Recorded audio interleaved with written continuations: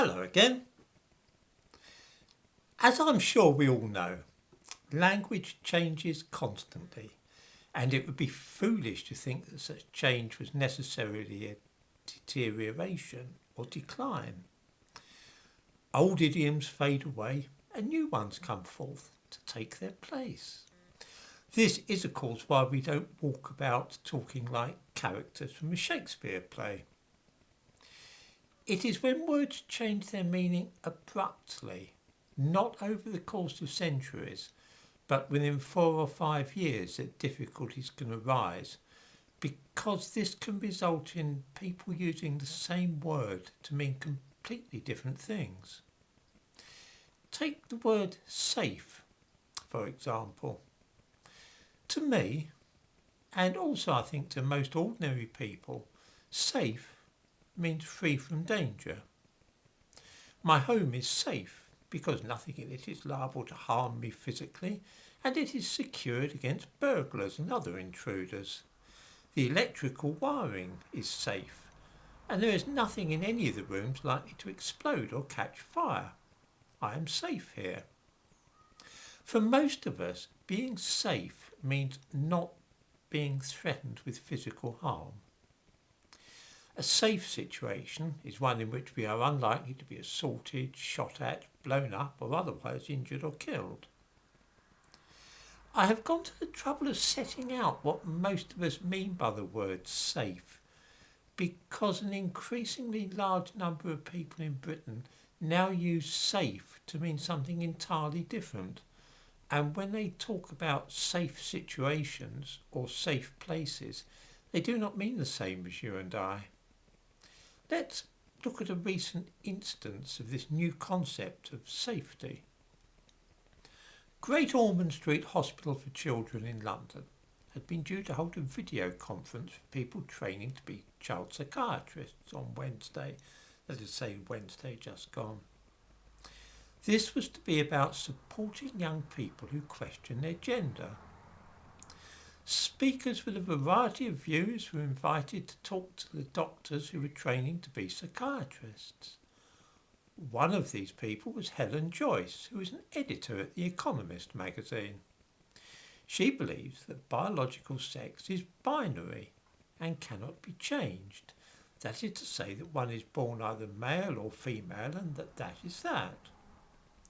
Before the conference, though, one of the doctors due to attend contacted the organisers and told them that if the editor from The Economist attended, then there is no possible way in which this event can be a safe environment for LGBTQ and especially trans participants.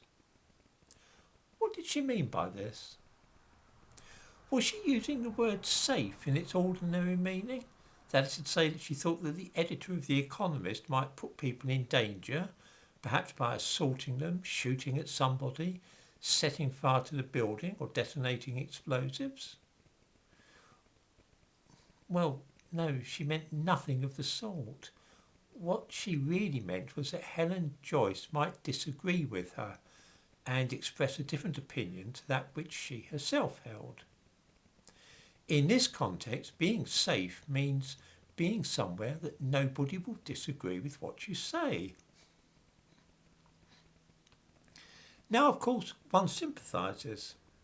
I can imagine nothing more pleasant than being somewhere where nobody ever disputes anything I care to say, and where every single person thinks that my own views and opinions are the only sensible and correct ones.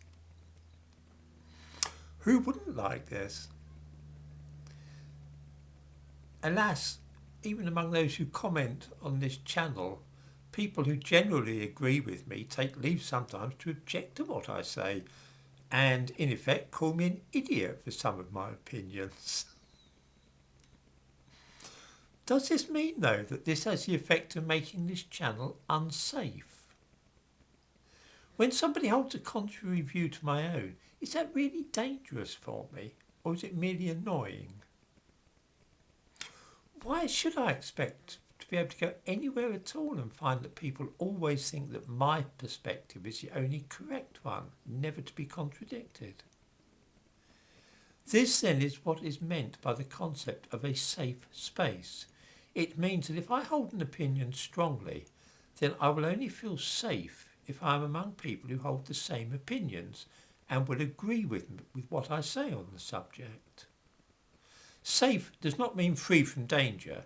It means rather free from the risk of encountering other points of view.